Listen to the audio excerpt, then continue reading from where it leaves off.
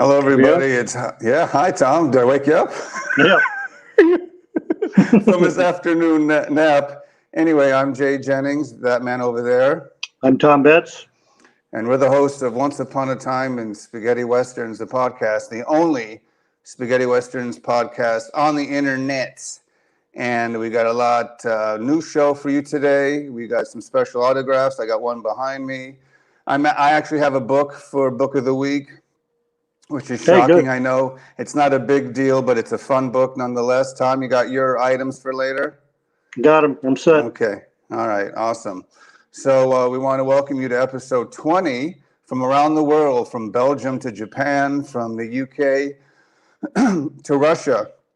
We have a lot of fans, Tom. It's building. We're over 1,000 followers in just 4 months. 1,014 yesterday. In 4 months, Tom. So the cult is growing. The Tom Betts cult, which we all bow down to. They're drinking the snake oil. They're taking that snake oil. Right. So our special show cannot actually begin on our two special guests, or special guests, the two who are our featured Spaghetti Western performers. We can't honor them unless we start the show officially. So, Tom, you want to do the countdown? 1, 2, go.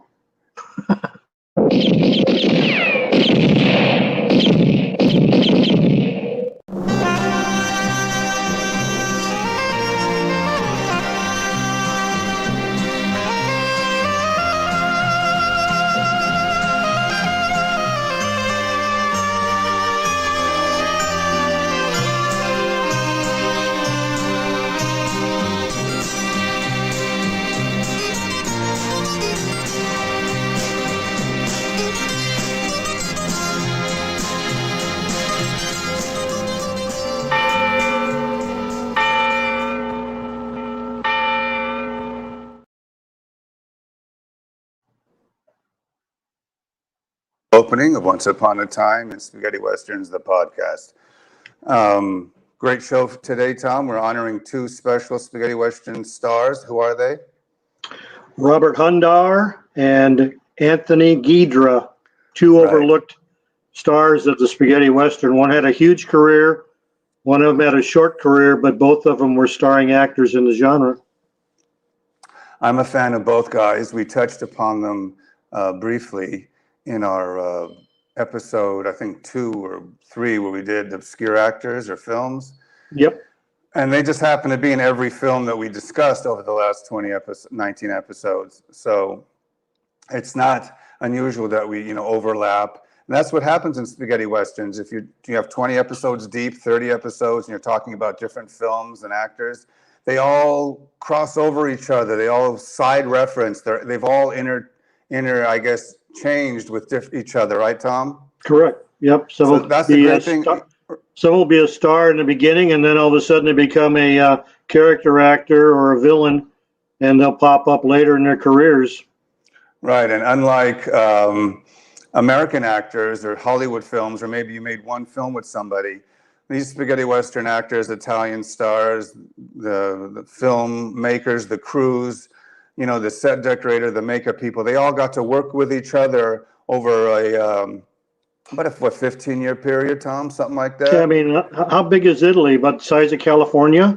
I mean, it's the size of one of our states. There's only so many musicians and cinematographers and cameramen and stuntmen and actors to go around. So they usually end up working with each other sometime or other during that 15-year career. Right. No, that's what I love spaghetti westerns. It's such a cool, as I said, almost like a cult of just legendary actors and actresses. And it's so awesome. I'm glad all of you can be a part of it here. We're broadcasting live. That is, of course, Tom Betts, spaghetti western historian. It looks like, Tom, I was at a speaking engagement. And so some of my vocal cords kind of went down a notch, but I'll try to keep up. Today, our topic is Anthony Ghidra and Robert Hundar. Ghidra, Tom. Yeah, I looked it up. In Croatia, they spell it G-Y, or H-Y-D-R-A. So I thought it was pronounced Ghidra, but I went on Google today and put the name in, and they say the Italian pronounced it Ghidra, just like you us gringos do. So we'll call him Ghidra. Robert Ghidra. Okay, that's fine. And then Hundar is sometimes pronounced Hundar. But right. I'm not going there. Yeah, I'm going Hundar. They haven't reached Robert Wood, Woo yet. So Right. once they're there. So anyway, my name is Jay Jennings. I'm a spaghetti westerns collector, have been for 40 years, autographs, films, objects to art. So that's why I'm even here with the great Mr. Betts. So should we start off, Tom, by doing, I think, a little ode to Mr. Ghidra? Okay, dope. All right, and we'll take a look at a little bit of his career through a nice montage, and then we'll talk about his films.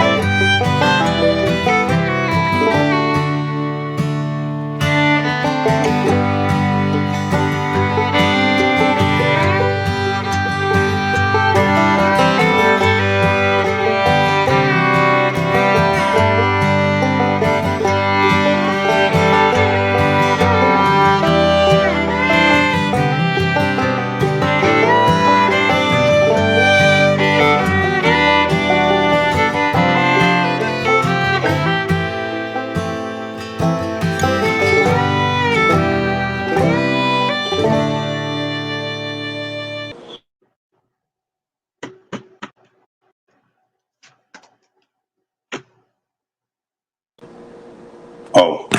There you go. You know, Gertrude, I rehired Gertrude. That's one thing about Ghidra. He didn't make any comedy westerns, so you're not going to run into any of these Trinity clones or whatever. He was strictly dramatic westerns, and they're all hard hitting. So yeah, of course. Sorry about that, folks. It's been a strange day here at the Jennings household. So there's a little clip of his career, of course, made some great films. Not a lot, which is interesting. A lot of these cult spaghetti western stars, some only have a few, and yet they're still remembered for their small work, bit of art that they left us. Well, Ghidra, and I was telling Jay beforehand, he only used Anthony Ghidra as a name when he made the spaghetti westerns. He went by his real name in his career in Yugoslavia or Croatia. He did 6 spaghetti westerns, but he made a total of 119 films. 78 of them were made after his spaghetti western career, which ended in '68. So He was a big-time actor in Croatia, Serbia, Yugoslavia, whatever you want to call that area over there at the time. Right. But, very similar to Bela Lugosi, who was huge in Hungary. Homeland. Mm-hmm. As Bela Blaskow, he did theater, and he also made some silents that are just average films, but he's in it. And then later he did Dracula. So yeah, a lot of these stars use their earlier or real name for some of their early work. Anyway, his first film, Tom, it's an early one, Frontier Hellcat. I'll get into his biography real quick here. It's not long. Anthony Ghidra was born Dragomir Bojanic on June 13th, 1933, in Kragujevac, Kingdom of Yugoslavia. He became an orphan during World War II. His first film role was in 1955, and he acted in both film and theater, where he's a member of an amateur theater group, from which he moved to the Kragujevac National Theater, of which he was a longtime member. He then enrolled in the Academy of Theater, Film, Radio, and Television from 64 to 66, and was a member of the Yugoslav Drama Theater in Belgrade. He appeared in many Yugoslav films and even some international productions, usually playing villains. Apparently, it was only in his Italian films did he use the alias Anthony Ghidra. His best-known film role was as Condor, a German secret agent in the popular 72 film Walter Brani Sarajevo. He is, however, best known for the comical role of family patriarch Zika Pavlovic, which he played 10 times in the Lud Godin series. Bojanic was married to actress Liljana Kontic from 31 to 2005, whom he divorced twice and remarried 3 times. They had a daughter named Helena. Bojanic was born in 1970. Ghidra died on November 11th, 1993. He was only 60. So you're right. He had a short career, but he did a lot of it, a lot of films and theater in that 60-year career or 60-year lifetime. He certainly did, Tom. Well, I think Hole in the Forehead is my favorite Ghidra movie. It's just the way he shoots them and they're all lying backwards with the bullet in their head. I mean, classic stuff. Yep. Right, of course. Django the Last Killer or Rocco. Right, Tom? Another one, he shoots behind the back was his trademark, yep.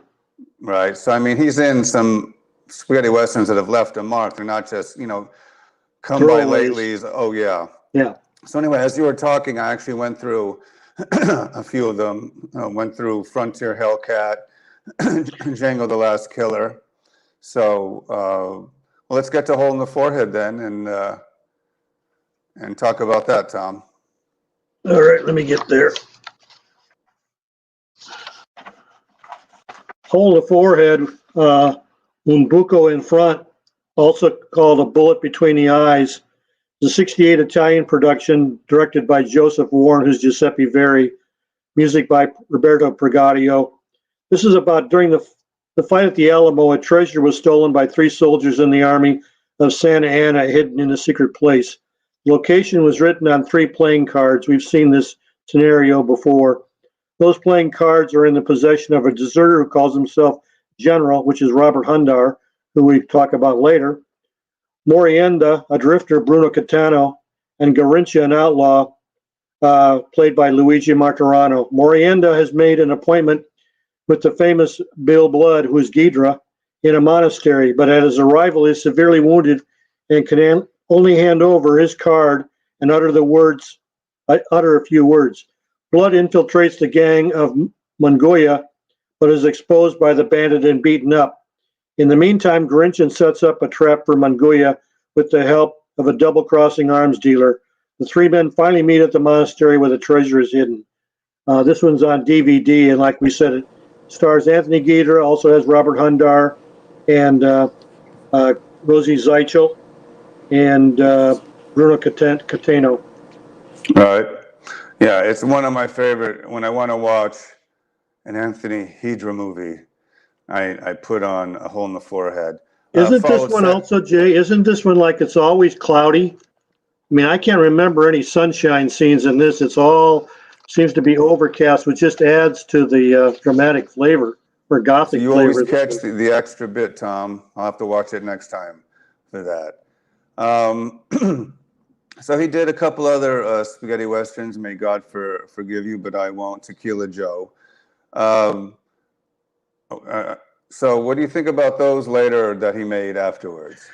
God May Forgive You, Not Me, or May God Forgive You, Not Me. That's a George Arson starring role. And he's sort of in this as a backup player. So that one's okay, but it's a rather lengthy film. I think the poster is better than the film. Yeah, I was going to say the poster is great. It's almost like Hole in the Forehead. This one's a pistol barrel in a mouth.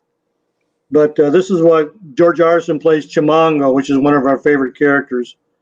He's away from his ranch when bandits attack and kill his family. Disrupted by his tragedy, he sets out to take his revenge, helped by a Mexican, Garcia Ramirez, who's Pedro Sanchez, who has seen the bandits. Along the way, he learns that it was Dick Smart, the father of his fiancee, Virginia, that had armed the bandits to avenge himself for some outrage he had suffered in the past from Chimango's family.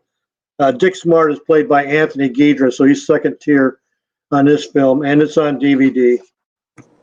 It's okay. I actually love it. It's one of my top titles of all time. May God forgive you, but I won't. Because I'm a title guy, right up there with, Pray for Vultures and what is it? A chrysanthemum is only like a sweat off my donkey's butt. A Wreath for the Bandits, or chrysanthemums for a bunch of swine. Yeah. Right. I love titles like that. I don't know what it is. That's why I collect them all. So, okay, it's an okay film. Actually, Tequila is much better, Tom. Would you agree?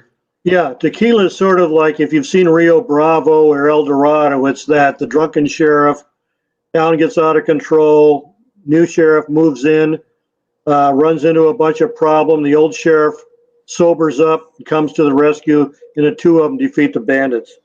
And that's basically what the story's about. Ghidra plays Sheriff Tequila Joe Donnell, and he's the drunk.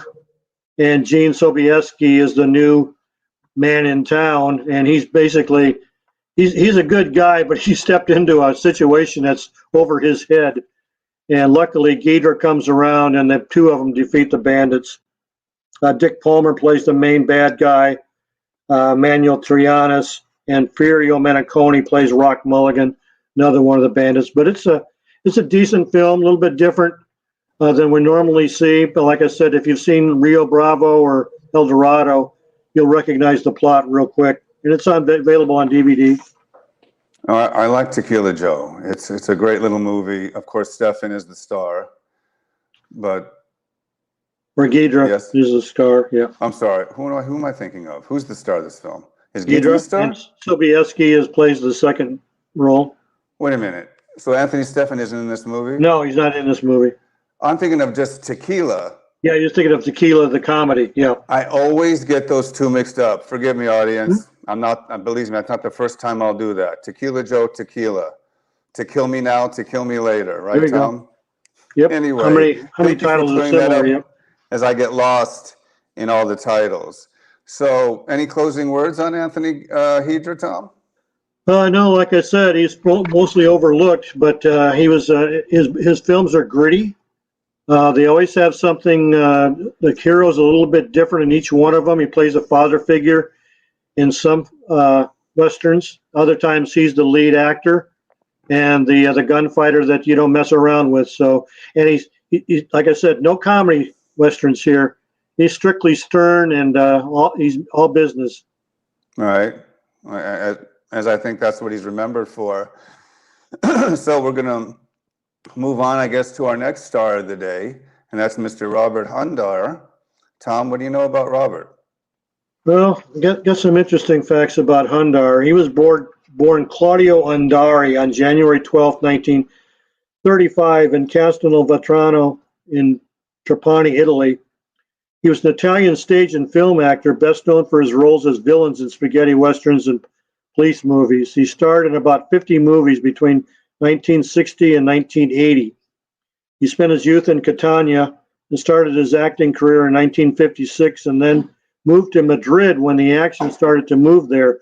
So he was pretty smart.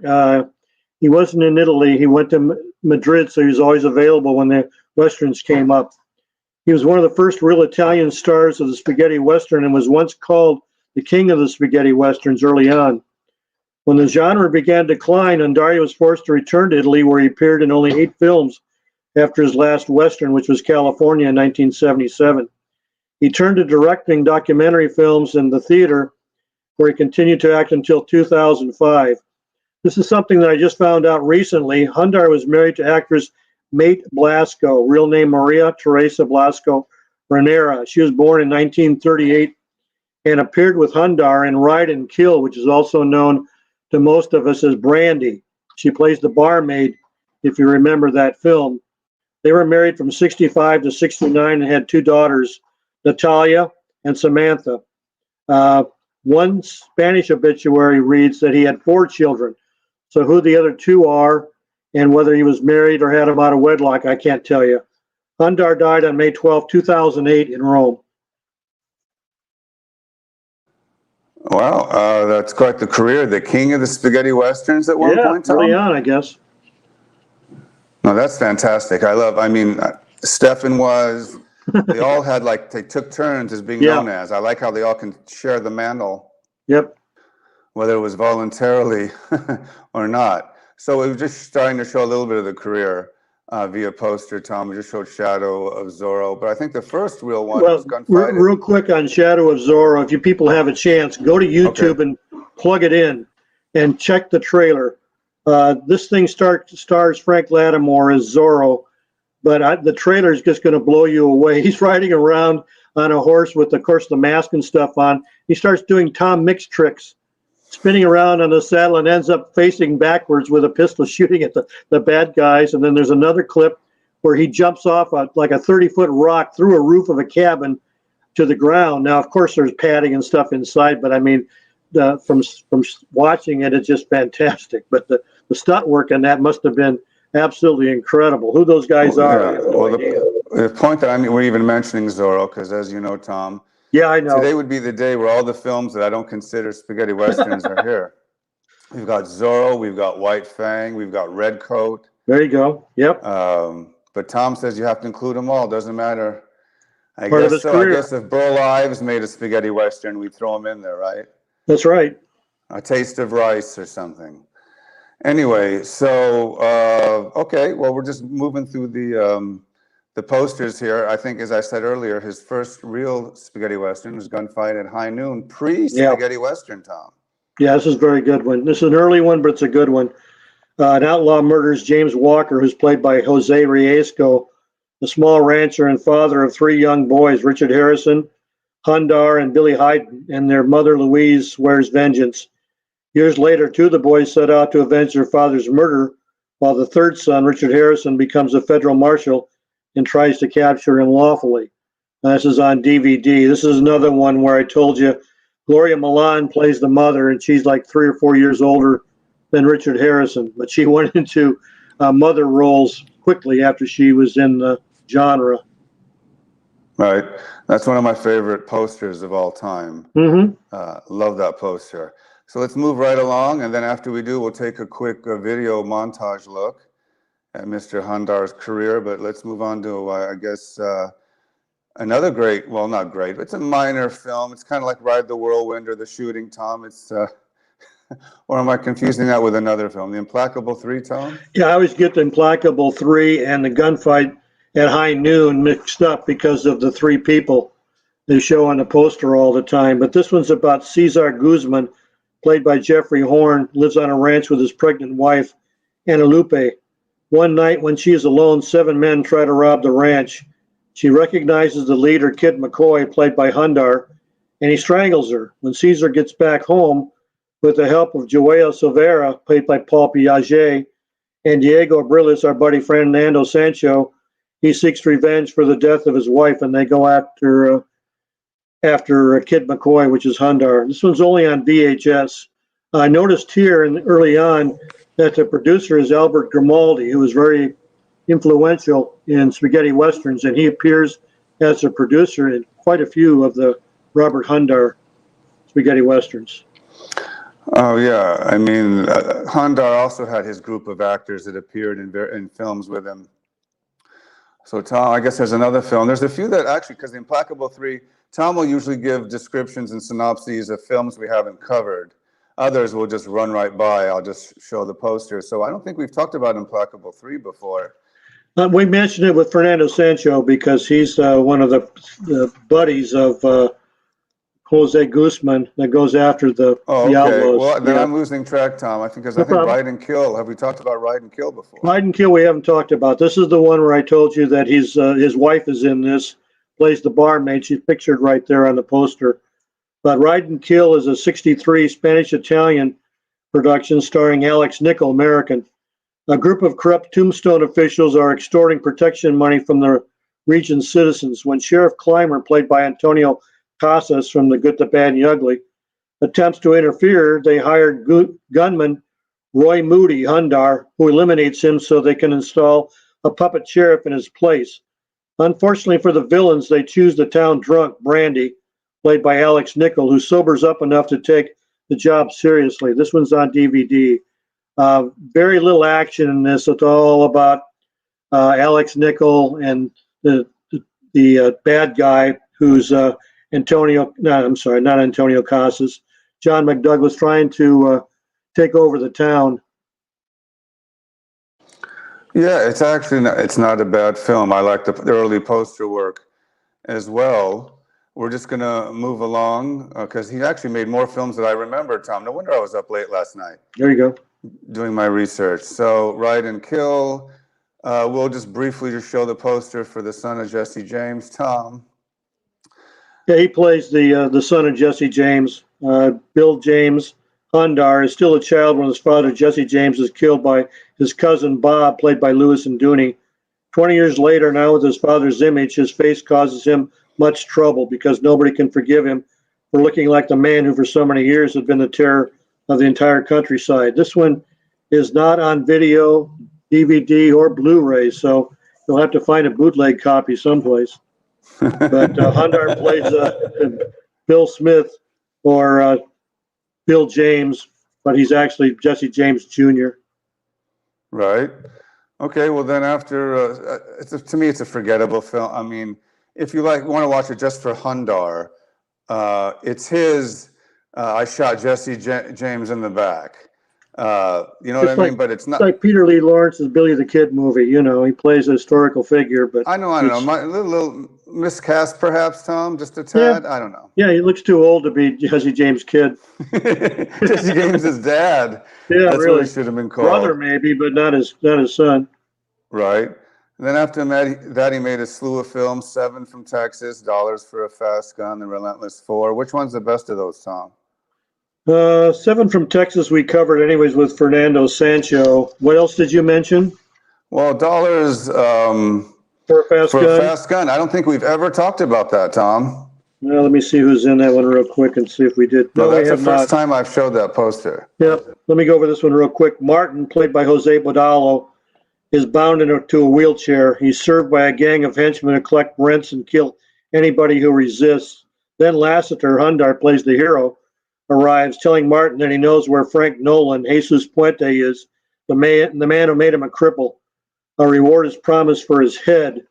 So this one, again, produced by Alberto Grimaldi, and it's a Joaquin Romero Marchant directed and written film. And it's not bad. It's a lot of action in it, so that's good.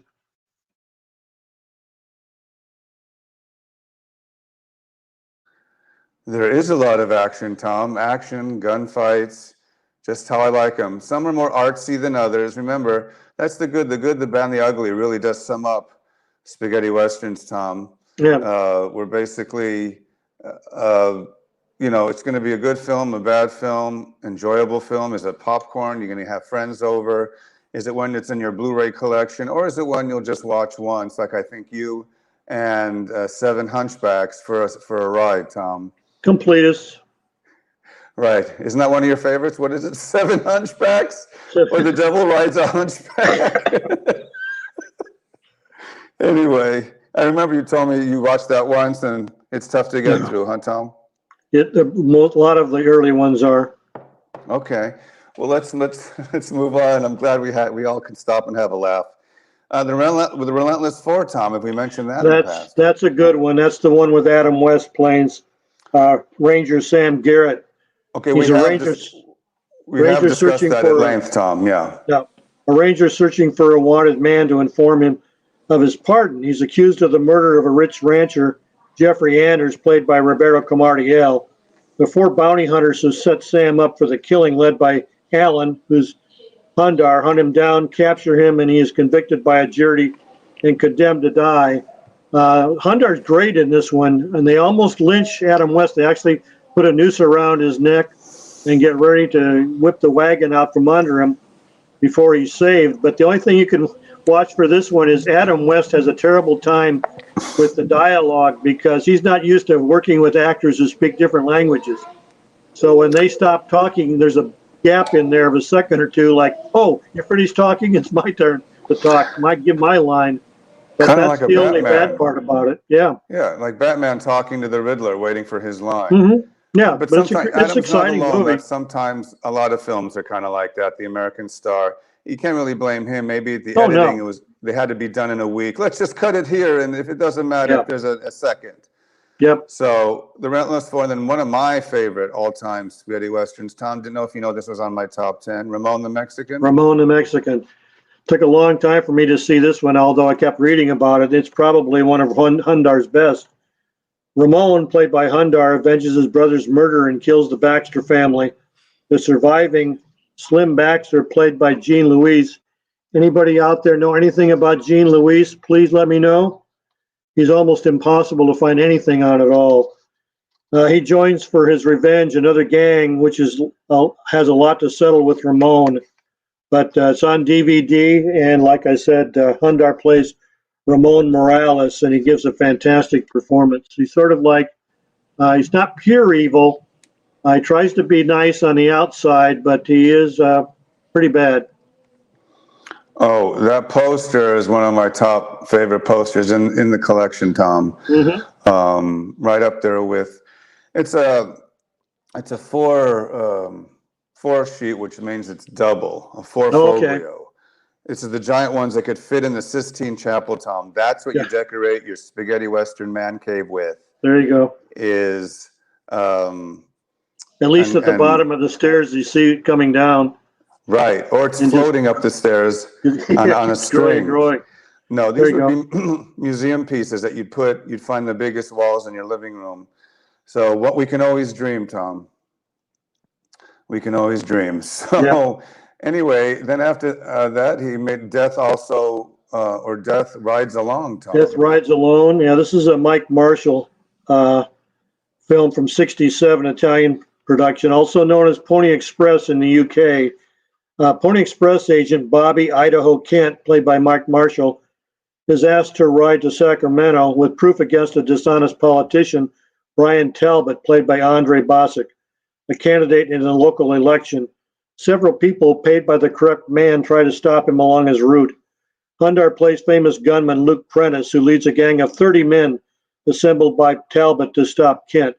It's on DVD. Mike Marshall looks a lot like Terrence Hill, so I think that's why they used him. He only made 2 or 3 Euro Westerns. He's not bad, but he's nothing fantastic. Also, Helene Chanel is in this one also, so it's a decent film. Hundar plays the typical villain that he's known for.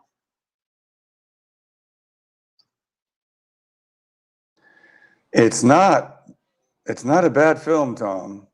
I'm so glad we have that worked out. Anyway, my next film I actually enjoy is A Man in a Cult, Tom. Yeah. This is one of my favorites too. This one is about Dakota Joe, who's Robert Hundar, takes a job as a hired gun for Don Carlos, but quits after he can no longer tolerate the cruelty toward a young couple whom he has befriended.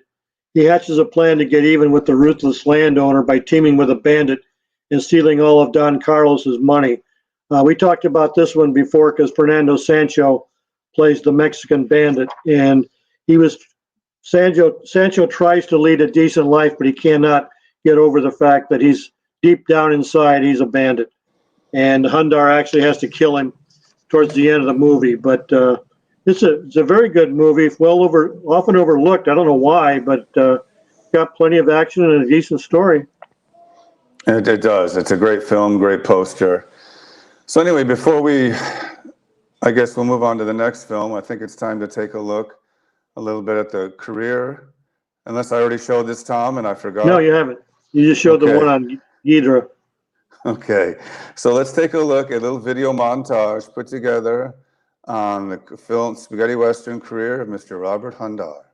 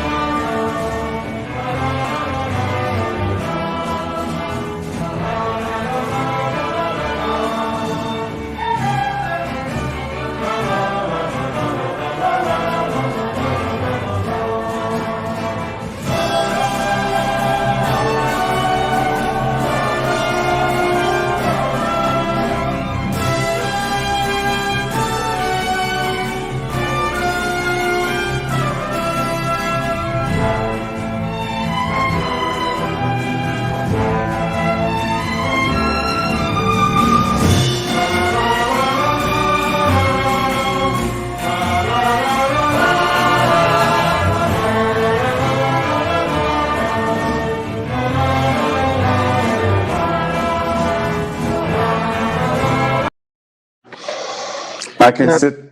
that first picture you showed there of the bridge, that's the one Daniel was telling us about, where Anthony Stephan was afraid of horses and didn't want to cross that bridge. That's the Right. scene he was talking about with William Berger on the other side. Well, I could actually just sit. I was mesmerized by that. I didn't want to press the stop button, Tom. But anyway, but we have to because Tom's on salary and we, you know. Paid by the minute. Anyway, so the good thing about Hundar is we go down his list of films: Sabata, Cutthroats 9, Shanghai Joe. A little later, he just, did take a back seat, was maybe third or fourth billing, especially by the White Fang era, Tom, or California, or Yeah, I think he made those for money. yeah. But at least he's in them, Tom. He's in them. He's like Orson Welles, as a lot of these people are. Doesn't matter how good or bad the role is, a single cameo or appearance could just brighten up the film, Tom. Adds a little class, a little style to it. And Mr. Hundar did do that.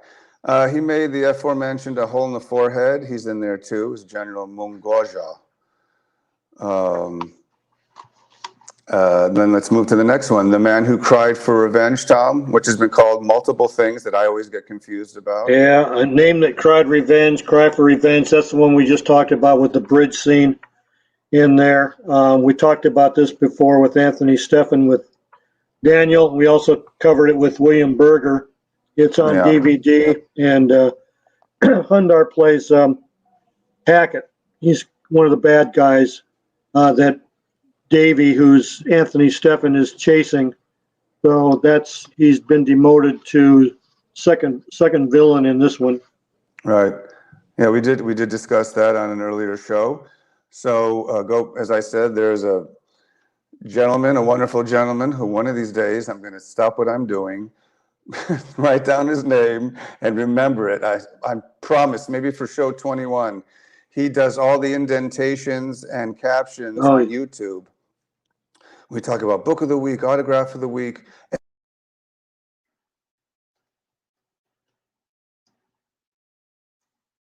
Nothing? There you go. Okay. Anyway, I said there's this gentleman who does these great captions for us on the YouTube channel. And he puts down, if you want to skip to something, what actor, when we talked about one actor or a certain book, he has the timestamp. And I'm going to remember his name one of these days. Thank you once again. So, as I said, if you want to see other earlier reviews of these films, Sabata we've reviewed, Tom, have we not? Yep, Hundar plays Oswald. He's Stengel's gunman. Stengel's the main villain in Sabata, if you recall. And Stengel ends up killing Hundar after he's done a job for him with that cutout that he had where he would put his pistol in there and they would shoot back and forth at each other, and you had to hit it right through the hole on the opposite side. Well, Hundar goes behind there, and Stengel, Franco Rossell, kills him that way. All right. Let's move on. You know what? This has been called the most violent spaghetti Western or Euro Western. I tend to agree. The torture scenes, the debauchery, I actually enjoyed it. It's not a personal favorite in the Mount Rushmore, but it's the wild bunch of spaghetti Westerns, Tom. Yeah, they used to get one of the advertisements was they would give you a terror mask so you could pull it down over your eyes when those horrific scenes came up. But if you watch the trailer, you'll see them all. The one I laugh at is they cut off an arm or a leg someplace, Jay, to get rid of the handcuffs or the shackles, and a bunch of sawdust falls out. It's like, oh, come on. But yeah, well, Cutthroats 9. Great. It's a great title. Great title. Exploitation too, so it's in those midnight cult films, not necessarily as a spaghetti Western. So it crosses different genres: horror, spaghetti Western, that kind of thing. It actually looked like an R-rated TV movie. And I thought that was really cool by our good friends, the Marchand. It's a snow movie too.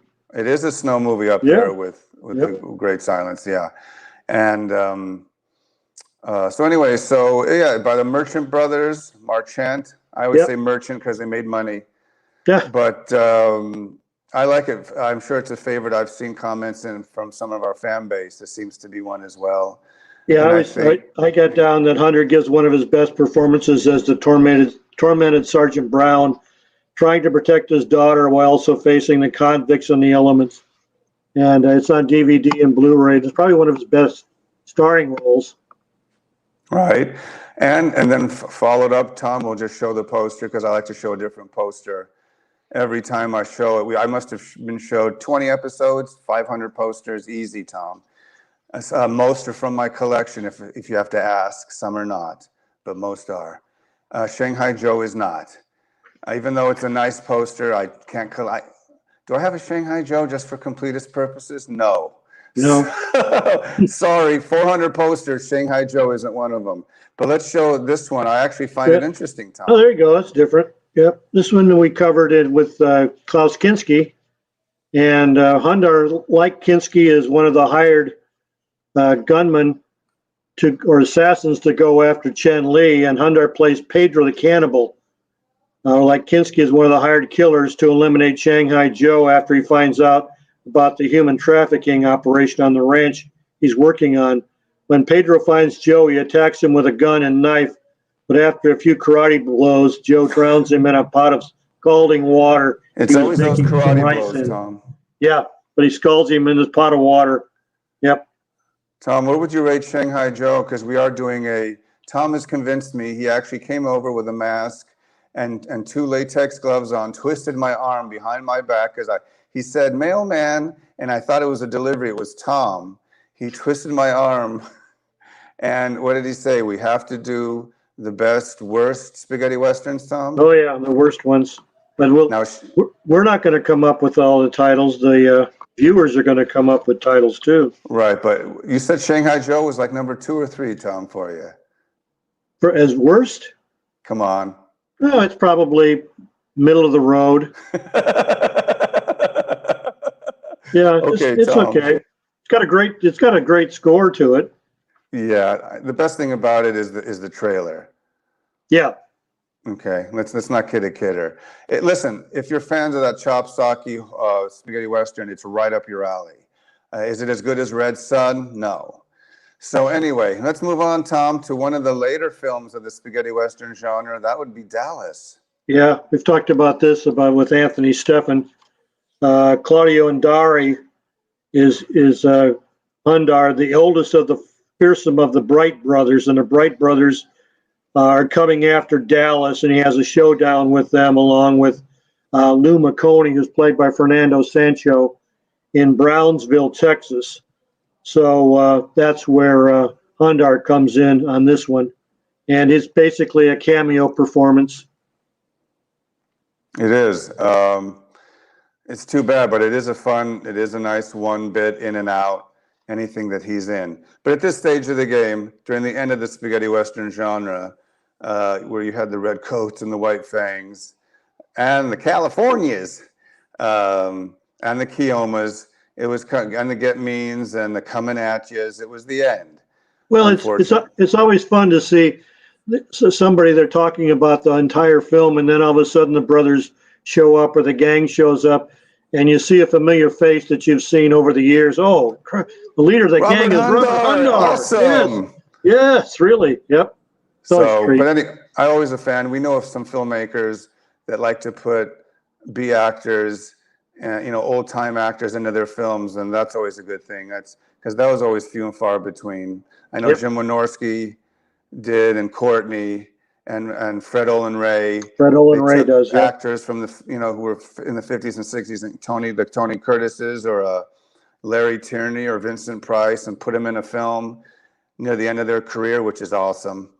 Okay, Tom. So we're gonna do a double whammy: White Fang and the Gold Diggers meets White Fang and the Hunter. Which one do you prefer, Tom? We'll do Redcoat real quick because Hundar's got a great character name in this. He's called Wolf Seattle. Oh, you want to go right to Redcoats? Okay. Yeah, go to Redcoat. This is again set in Canada, so Jake kicks it out as a Western. 2 men, Comac and Mountie, played by Fabio Testi, and Caribou, played by Guido Manari, who were once close, have become enemies. Caribou kidnaps Cormac's son, hoping to lure him into a trap, but matters are complicated by the presence of a gold-hungry gang of robbers. Well, Hundar plays Wolf Seattle, a former cohort of Cormac, who comes after him and the hidden catch of gold. It's on DVD. Fabio Testi, Lionel Stander, and the pain in the butt kid Renato Sesti are in this one. Lionel Stander. If they met, it was There we go. murder. There you go. Nice, Tom. Anyway.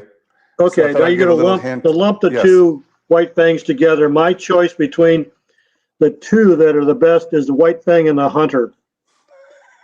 I don't know if that was the first one or the second one, but that's the one I like a little bit better than the other one. And why that one, Tom? Huh? Why? I don't know. It just they're like sequels to each other, you know. So I don't know which one came first. I don't know. Got a good score by Alessandroni. Our buddy Robert Woods is in it. Pedro Sanchez is in both, and Robert Hundar is only in White Fang and the Gold Diggers. Right. Do you know what I'm going to do from now on, Tom? I'm going to do it. It's a new segment I'm introducing, Tom. You gave me the idea, okay? Uh-oh. So we have Autograph of the Week, we have LP of the Week, and we have Book of the Week. So I think what we'll do... White Fang of the Week? White Fang of the Week, Tom. No. I thought, I don't know, it would be called, I don't know, White Fang of the Week. So I'm just kidding. I'm just kidding. So you prefer this one over the other one, Tom? Yeah, Hundar is in both. He plays a bigger role in the Gold Diggers, but I like White Fang and the Hunter. You know, I'm showing this. Better. I'm showing this for laughs, Tom. There you go. This will be the first and last time. So all you completists out there. Oh, that's it, Tom. I have a new section for our show for completists only. Completists only, okay. Completists only. You know, only if you're a diehard would you get this Gemma movie or White Fang movie. Haven't we done that like every week though? All these people that are actors who have been in more than 10 films are always in a completist movie, wouldn't you say? Yeah. Of some type. Right. There's Von Wolfengehetz. Gesundheit. So right, and there you go. Now also Melissa Longo is in White Fang and the Hunter, so you know that's what? Another plus. Tom, absolutely. If you're a completist and want to see Marissa Longo, who's still got it going on in this modern day age, just like what's his name's daughter does, Tom? What's her name up in Italy? She chats with people on Facebook. The blonde girl, Miles Dean's we're talking daughter. About, I was going to say Fadani's daughter, Simone Blondell. Yeah. Yeah. Yep. And even Catherine Schell, who I loved from Space 1999, Maya, who would turn into different creatures. She's still got going on. I forgot to mention Susan George, Catherine Schell, Natalie Wood, Jean Tierney. These are in previous lives. They were my wives, Tom. There you go. Sorry, you had to come to it. Look at this segment. It's ridiculous. Yeah. We've got White Fang Part 4 up on the screen. I'm talking about chicks I'll never have. There you go. And anyway, so let's get rid of that poster once and for all. Both of the White Fang movies are on DVD, so they can look them up. Okay, but we end the Ghidra Hundar episode, but not the actual episode itself, just those two episodes within our full episode. With California, Tom? Yeah, we've talked about this. It would have been better, I think, if, going to California, that Zepp song, if they would have had that in the background. California. Oh, God. It's a drolling song because it's all, this movie's a downer. Yeah, this movie's a downer. But it's one of the best of the last of the breed. And we've talked the story before because we talked about William Berger in his role. But the lead bad guy is Whitaker, played by William Harmsdorf, pictured here above Gemma. And Hundar plays Eric Plummer, who's the right-hand man of Raymond Harmsdorf. So he went out on a bang, that's for sure.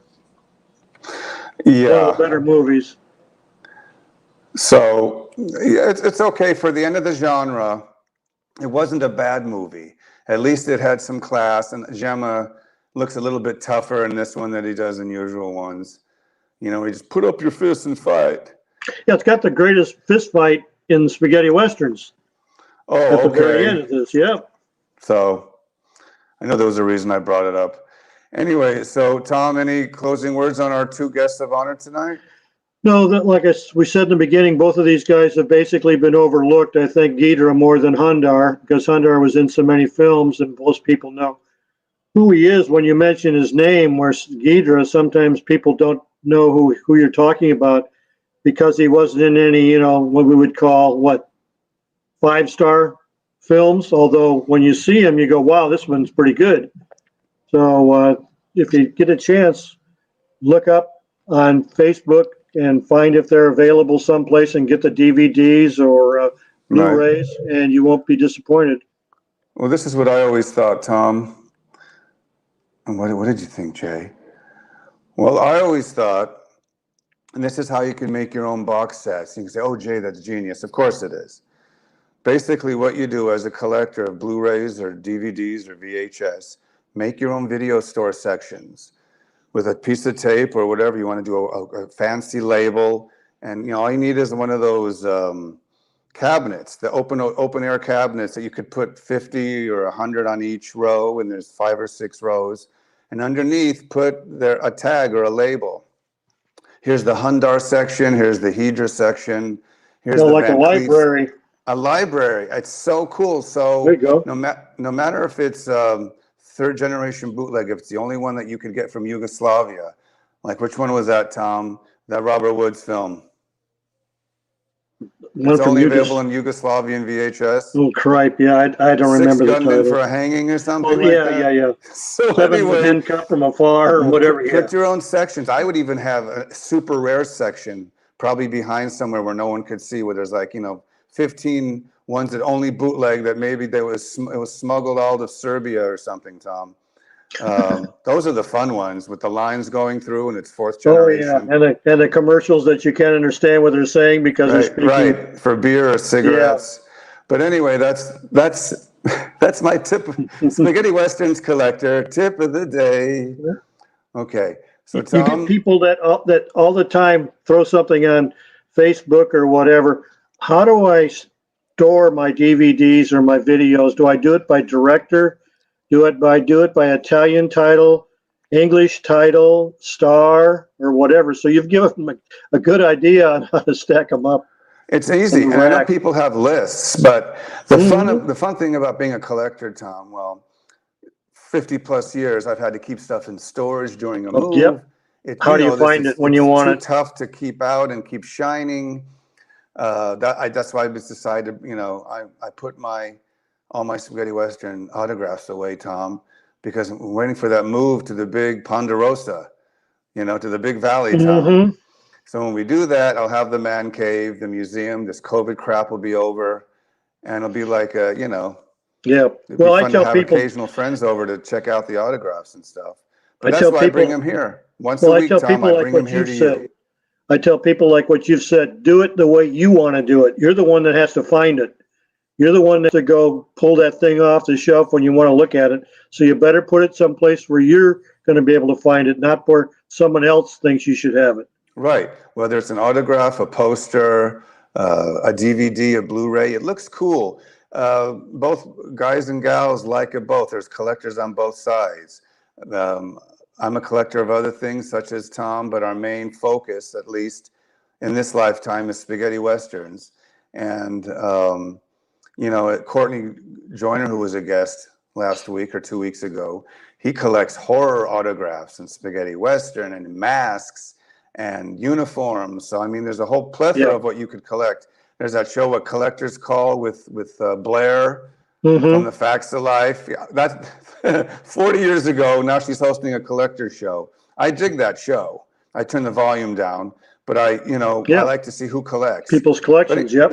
So let's segue into that, Tom, if you don't mind, into Autograph of the Week. Hey, so mine has already been here, if you haven't guessed it, Tom. It's the one and only, who is it, Tom? Jacques Palance. It's Jack Palance. And got this actually personally. He was at a signing You know, it actually could have been for what was that? I can't even tell you what the name was. What was the one with Billy Crystal, where he played Curly Tom? Oh, City Slickers. Not a fan whatsoever. Yep. But he was at a screening, and I brought. No, I didn't bring this, but I'm trying to get it without all the light. Anyway, so then, how should I sign it? Just Jack Palance, please. You know, one of these days I'm going to figure out right is left and left is right. Yeah, I know. Anyway, film. This is the film where he plays. Is that the one with He Anthony? plays Anthony Perkins' name? dad. Yeah, an yeah, ex-gunfighter. Right. Anthony Perkins. This name escapes me of the film. I'm sure someone will have it in 2 seconds. Now I Great recognized film. Right. I also got one of him as the pot-smoking Fey guy in, is that Compañeros? Yeah. Or is that another film? He has the curly hair and shoots the guy. Compañeros and Mercenary, he's in both of those, but I think Compañeros is the curly hair. Right. I wanted to rather have this one show up. I'll keep Compañeros maybe it's for another day. But anyway, so there's my autograph of the week, folks. I know Tom has his. He's always trying to outdo me. Who do you got, Tom? Well, this isn't my book of the week, but I better show this now. Not book of the week, Tom. Autograph. Do you have? I know. I said this is not the book of the week. Do you have one of these? Oh yeah, it's. I have that in the back, Tom. They are still around. I've seen a couple of them over the years, but it's an Italian actors directory. Awesome. And it's what I got out of it was I see somebody's face finally, and I put a name to it. So wait a minute, Tom. Do you have any of those signed? That's what I'm going to show you. Okay, then why are you closing it? Usually we keep a book open. Because I have to go to the page where the photograph is. Okay, so let me ask you. So if you already have someone there that's a spaghetti western star, would you still have them sign that book? Oh yeah, sure. Oh, cool. Okay, go ahead. What do you got today? Who do you think that is? Baker? Carol Baker. Carol Baker? Yep. Carol Baker. She was at Laughlin, Nevada, at a Western convention, and I had her sign it there. What spaghetti western is she in, Tom? She is in Captain Apache. Oh, okay. I know she made a bunch of giallo and horror. Yep. With great titles. You know what I mean? Like She Liked It. You know, She Liked It in the Dark. Yep. Stuff like that. And Paranoia is a great psychedelic late 60s horror film she's in. She was like one of those actresses who was really pretty. Shelley Winters. Yeah, like Baby Doll. Yeah, like yeah, Sue exactly. Lion, yeah, that the one where same she kind plays, of. Well, the one I fell in love with her was Harlow. Oh she yeah, played Jean Harlow. Oh my God, yeah. Right. So I used to see Carol Baker at the collector show, Tom. She was there all the time, but she didn't like her photo being taken. No, don't do that. She said to me, I'm keeping you alive, honey, for the next 50 years. That's right. You know, this is for your benefit too. But no, so anyway, great autograph, Tom. That's my Carol Baker story. She goes to autograph shows, and you got to pay if you want to talk to her or get a signature. I don't know. It's her prerogative, I guess. Same. A lot of them did. And I don't want to name names, but you know, you're at the end of the career, and maybe you still got bills to pay, and maybe the money's not there that it used to be. Oh, that's great. Here we go with the leaf blower. Yeah, they're doing the construction again, Tom. Oh, I can't hear it. Anyway, so we'll start giving your book of the week. I'm going to go close a window, Tom. Okay. What's your book of the week? Book of the week is a real oddball. This is on Amazon, if you can find it. It's the only place I've ever seen it listed. It's called the Spaghetti Western Bible, and it's by a guy I can't pronounce his name. It's spelled Ynguep. Yngue is his first name. P of middle initial, Riling, Riling. It was put together in 2015. It's a limited edition. Publisher is Illusion 2000.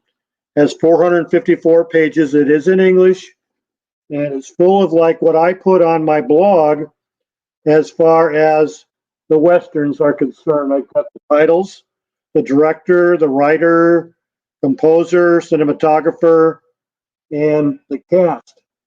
He hasn't got a complete cast, but they're more than what you normally find. And then it's got plenty of pictures and posters to go along with it. I think I bought it for like $35 or something like that. And I've only saw it once or twice. So I don't know if they print these anymore or not, but good luck if you can find it. Well, let me tell you something, Tom. That is one of the most awesome tomes in the history of spaghetti westerns. It's very underrated. I'm fully familiar with it. I think I do have a PDF copy of it. I use it for reference all the time. Exactly. It's got not like mentioned a lot. Well, it's got like what you do at the end of the program, Jay. It's got a list of sources in the back of websites and people like that. I mentioned in there, but there's other publications and stuff like that. So they've done a decent job of comprising all of that material in there. Yep. Oh, it's a great underground book. It doesn't get enough credit. So I'm sure once this show is been time coded, you'll be able to see where you maybe you'll show put it back out. Yep. All right. Okay. Wait a minute, Tom. I have a surprise. Uh-oh. Is Raquel there today? No, but her name begins with a C. So she wants Cookie? Claudia? Claudia. Anyway, so no, Tom, look what I have. I brought my book of the week. Oh, yeah.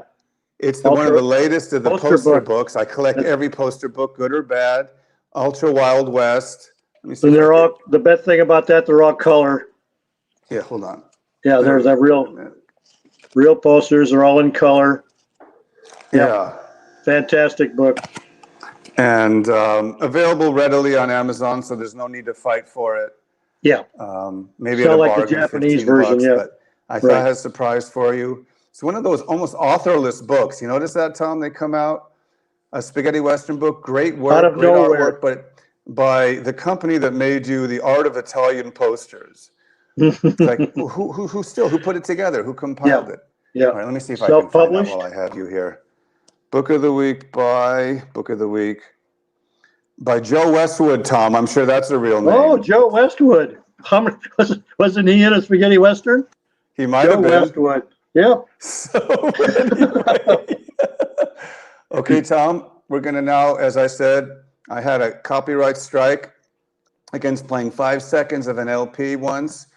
Oh, yeah. Basically what happened was I said, screw it. I'm going to play what Tom says he wants to listen to.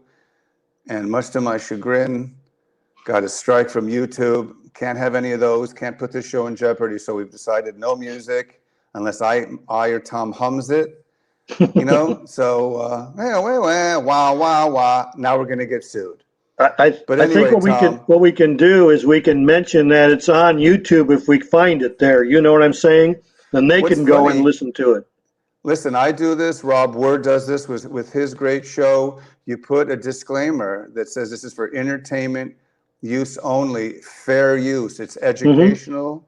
There's not a single dime being made from it at all. This is a leisure of love. And it's a certain section too in the code. I've had to know many copyrights in my time, and I have it all covered on all the pages.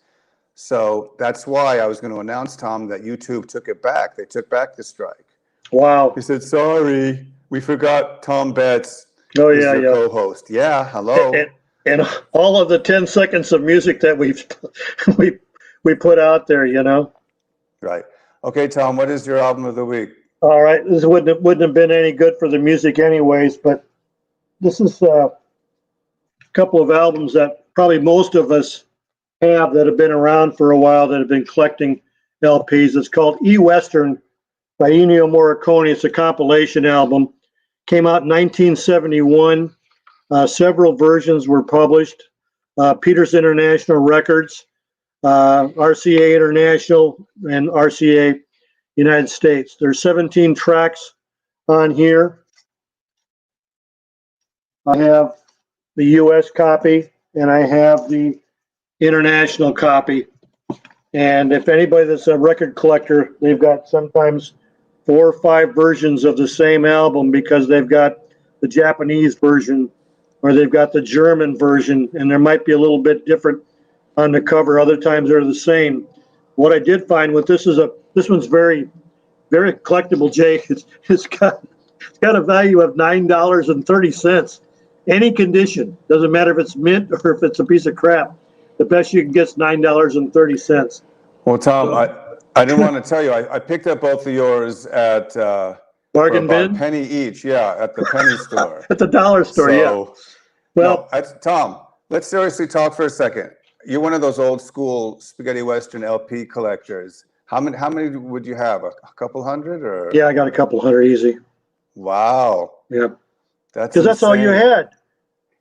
You didn't have any other way. You had 45s, you had LPs. Did you ever go to Wallach's and put on the headset and? Yeah, that was before that.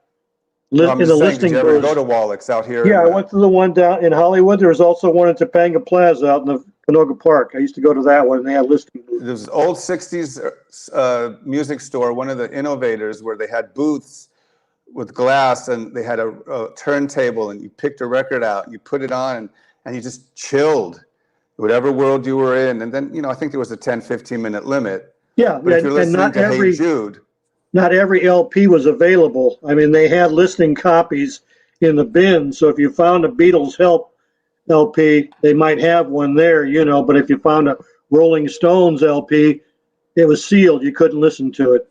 right. Wallach's is just one. I don't mean to be giving them a retro plug, but that was a dope place. Dope. Oh, yeah. Cool. And then afterwards, the Tower Records and the other ones that came along, they had the same listening, but Big Ben's, which was popular out here. We're talking about popular in Licorice Pizza. States. Right. And Music Plus. So a lot of these old record stores that started in the 70s, they were gone. So the only time you can get them was at these they're used record bins, or they were in mint condition and under the foreign section. You're like, wait a minute. There's Death Rides a Horse for $9.99 sealed. I'll grab that, right, Tom? Yeah. Yep. I used to go around to Italian delis looking to see if they had any Morricone music stuck in with the Oompa bands, but no.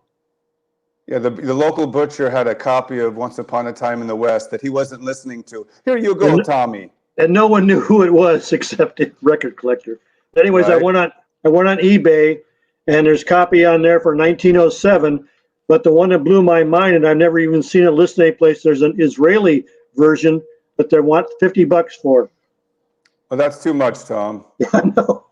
Anyway, you're right. Yeah, that's right. That's whatever, Tom. That's what you have in your wallet right now. That's right. But anyway, we have some exciting news, Tom, I guess, in the ways of future guests. Could we just give a little sneak preview? Yeah, go ahead. Oh, you go ahead, Tom. Well, who do you want to talk about? Who's our first upcoming Well, guest? first one, and they'll probably lose all the viewers right now. We're going to pre-tape Tim Ferrante next week, who starred at Westerns All Italiana. Yeah, Tom, you don't tell him we're pre-taping, Tom. Well, we are, because we don't know if we're going to be live or not. We'll be here to start the show, but we may leave and go eat lunch. But we're going to try, because Tim's wife works at home because of the pandemic, and she's on the computer during our broadcast hours. So we didn't want him to get away, so we talked him into pre-recording. The founder of Westerns All Italiana, Tom. Yep, still alive, yes. That is so awesome. He's going to be here in the studio. That's right. He's be in Keyport, New Jersey. That is dope. Why am I using that terminology? That is awesome news, Tom. So, no, I'm excited to get his take on. We'll go through past issues. I'll show some old photos, some past articles. That's going to be a great show. And then also coming up we have a Halloween show, Tom. That's Mike Malloy, and we're going to talk about Lee Van Cleef on the 30th because he wrote a biography on Lee. And Jay and I and Mike will sit around and chew the fat and discuss Lee Van Cleef, his career and his movies. Yeah, I can hardly wait for it. That'd be fun. Awesome. So we're at the point of the show, Tom, where we, I guess, thank certain individuals. Yes? You forgot the other segment. What's that? Is that Sergio Leone Collectible of the Week, Tom? That's the weekly news. You have a weekly news for us, Tom. I have a weekly news this week, yes. When you said to me I don't think I have a weekly news today. You must have done that while the show went on, Tom. It all came up during the last Okay, couple of my days. bad. Here we Okay. go. The no show is complete without Without- Tom's weekly news. All right. I'm sure everybody that's listening and watching has heard this before. But if not, A Fistful of Dollars TV series is in development by Mark Gordon Pictures. They've acquired the rights to the film and to the Yojimbo. The series will pull from this source material for an original, and this is the key word, contemporary retelling of the story. So I don't know if that's what contemporary means. Is this going to be Tom, I'm not a fan, up show? Tom. Yeah, I know. I'm not looking forward to it. I really got my fingers crossed, but we've been disappointed before. A couple of years ago, Jay, there was going to be a development of Django TV series. Never heard anything more. And this past winter, this could be because of the pandemic, they were going to tape Colt. The Leone family was going to produce that, and they were going to tape in British Columbia. That didn't happen, so we'll have to wait and see. Other news is Angel Del Pozo will be honored at this year's All Maria Western Film Awards. He's best remembered as Shep in The Big Gun Down. He appeared in 15 Euro Westerns. He's still with us. And the late director Sergio Solima will be honored with the Leone Memorial Award. A couple of quick notes. A quick note here, as I told Jay, we did a Peter Lee Lawrence episode a few weeks ago. I thought it was like 2 weeks ago. It was episode 13, and we're on 20 already. But I posted 2 archived newspaper articles sent to me by Mike House regarding Peter Lee Lawrence visiting his sister in Charlotte, North Carolina in December 1969. They're posted on my blog on September 29th and 30th. They're very, very interesting, and they tell a little backstory on Peter and why he went from Germany to France. This week also we have birthdays. Martine Bestwick, Jay's best friend, turned 79 on September 26th. Brigitte Bardot turned 86 on September 28th. Sebastian Harrison, the White Apache, turned 55 on September 28th, if that makes you feel old. Perla Crystal turned 83 on September 29th. Mylene Demonger turned 85 on September 29th. She was in Singer Not the Song. And Stella Stevens turned 82 on October 1st. We have one shout out this week. Condolences to Chris Casey on the passing of his mother last Friday, September 25th. She would have been 85 today. Stay strong, amigo. And that is the weekly news.